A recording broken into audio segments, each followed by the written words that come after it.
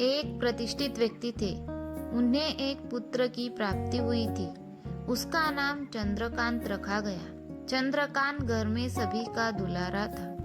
अति कठिनाई एवं लंबे समय इंतजार के बाद संतान का सुख मिलने पर घर के प्रत्येक व्यक्ति के मन में व्यापारी के पुत्र चंद्रकांत के प्रति विशेष लाड़ प्यार था, जिसने चंद्रकांत को बहुत बिगाड़ दिया था।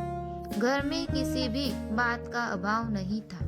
चंद्रकांत की मांग से पहले ही उसकी सभी इच्छाएं पूरी कर दी जाती थी। शायद इसी के कारण चंद्रकांत को ना सुनने की नहीं आदत नहीं थी और ना ही मेहनत के महत्व का आभास था।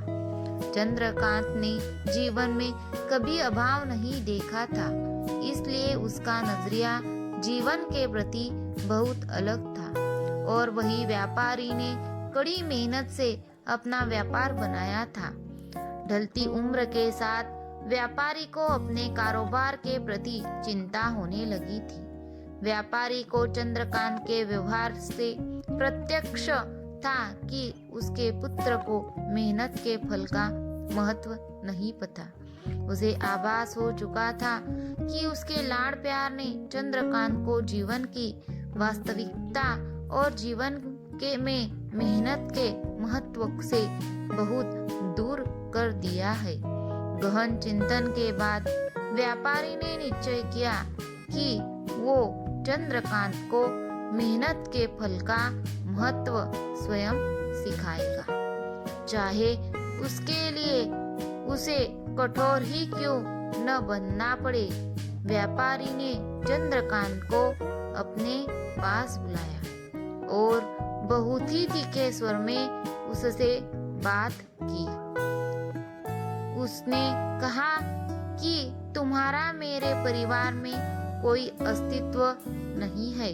तुमने मेरे कारोबार में कोई योगदान नहीं दिया और इसलिए मैं चाहता हूँ कि तुम अपनी मेहनत से धन कमाओ, तब भी तुम्हें तुम्हारे धन के मुताबिक 2 वक्त का खाना दिया जाएगा। यह सुनकर चंद्रकांत को ज्यादा कोई फर्क नहीं पड़ा। उसने उसे क्षण भर का गुस्सा समझ लिया, लेकिन व्यापारी ने भी ठान रखी थी। उसने घर के सभी सदस्यों को आदेश दिया कि कोई चंद्रकांत की मदद नहीं करेगा और ना ही उसे बिना धन के भोजन दिया जाएगा। चंद्रकांत से सभी बहुत प्यार करते थे, जिसका उसने बहुत फायदा उठाया। वो रोज किसी न किसी के पास जाकर धन मांग लाता और अपने पिता को दे देता था और व्यापारी उसे उन पैसों को कुएं में फेंकने को बोलता, जिसे चंद्रकांत बिना किसी अड़चन में के फेंक आता और उसे रोज भोजन मिल जाता। ऐसा कई दिनों तक चलता रहा, लेकिन अब घर के लोगों को रोज रोज धन देना भारी पड़ने लगा।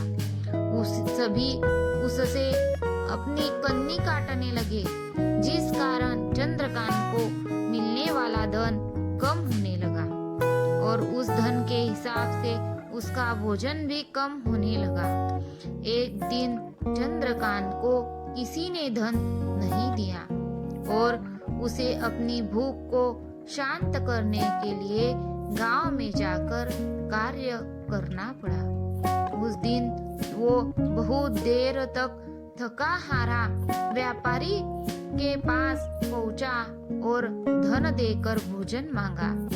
रोज के अनुसार व्यापारी ने उसे वो धन कुएं में फेंकने को आदेश दे दिया, जिसे इस बार चंद्रकांत सहजता से स्वीकार नहीं कर पाया और उसने पलटकर जवाब दिया, पिताजी, मैं इतनी मेहनत करके पसीना बहाकर इस धन को लाया और आपने मुझे एक क्षण में इसे कुएं में फेंकने को कह दिया।